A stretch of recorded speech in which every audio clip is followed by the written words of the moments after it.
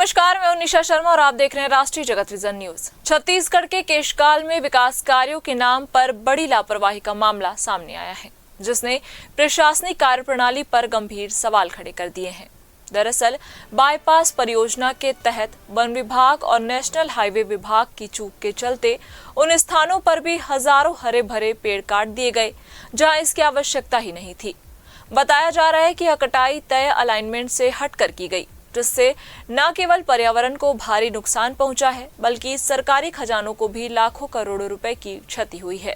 मामला सामने आते ही दोनों विभाग एक दूसरे पर जिम्मेदारी डालते नजर आ रहे हैं। आरोप प्रत्यारोप के बीच यह स्पष्ट नहीं हो पा रहा कि आखिर इस बड़ी चूक के लिए जिम्मेदार कौन है। जानकारी के अनुसार वर्ष 2016-17 में नेशनल हाईवे विभाग द्वारा वन विभाग को एक अलाइनमेंट मैप सौंपा गया था, जिसके आधार पर पेड़ों की कटाई की गई। लेकिन 11 किलोमीटर लंबे इस बाईपास में करीब 5 किलोमीटर का हिस्सा गलत अलाइनमेंट पर निकला, जिसके चलते हजारों पेड़ गलत जगह पर काट दिए गए। अब जब यह परियोजना दोबारा शुरू होने जा रही है तो एक और चौंकाने वाला तथ्य सामने आया है। करीब 6000 से अधिक पेड़ों की फिर से कटाई की तैयारी है, यानी एक ही परियोजना में पर्यावरण पर दोहरी मार पड़ने वाली है। इस संबंध में केशकाल डीएफओ दिव्या गौतम ने बताया कि वर्ष 2016-17 में बाईपास परियोजना के तहत पेड़ों की कटाई की गई थी। मार्च में नेशनल हाईवे विभाग से जानकारी मिली कि निर्धारित अलाइनमेंट से हटकर लगभग 5 किलोमीटर क्षेत्र में पेड़ काट दिए गए। मामले की जांच के लिए वन विभाग की टीम गठित कर पुनः सर्वे शुरू करा दिया गया है। स्वीकृत अलाइनमेंट का मौके पर सत्यापन कर दोबारा मार्किंग की जा रही है। साथ ही इस लापरवाही में दोषी पाए जाने वाले अधिकारी कर्मचारियों पर कार्रवाई के निर्देश भी दिए गए हैं। एक्चुअल में अभी मार्च में केशकाल बाईपास वाले जो प्रोजेक्ट है उसमें एनएच विभाग ने हमें संज्ञान में ये हमारे लाए कि उसमें जो जिस अलाइनमेंट में काम होना था उस अलाइनमेंट से कुछ दूरी में पेड़ नहीं कटे हैं, पेड़ कटने शेष रह गए। ये उनके द्वारा हमारे संज्ञान में लाया गया और जिसके पश्चात मैंने एक एसडीओ के अध्यक्षता में एक टीम का गठन किया जांच करने के लिए और सर्वे करने के लिए।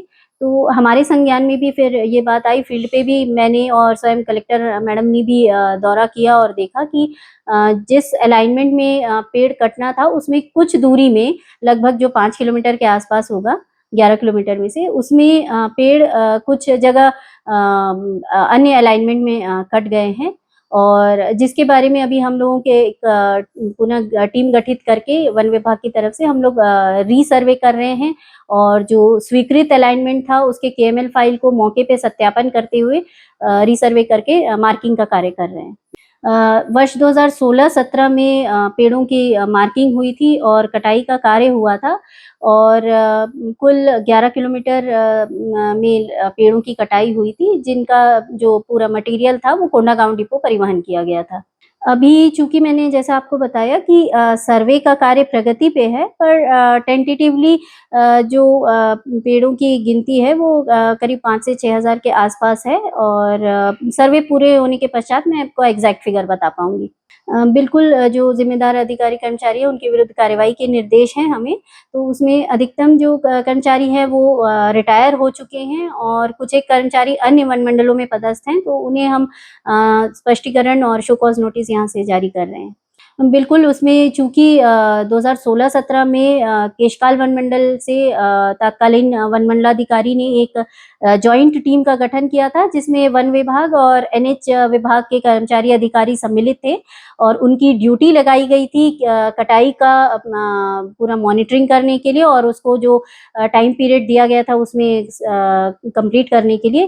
तो इसमें एनएच विभाग के कर्मचारी भी सम्मिलित थे कटाई के दौरान और यदि गलती हुई है कटाई में तो दोनों ही विभाग के कर्मचारी जिम्मेदार हैं और उनका भी नाम हमारे द्वारा प्रस्तावित किया गया है उनके अधिकारियों को।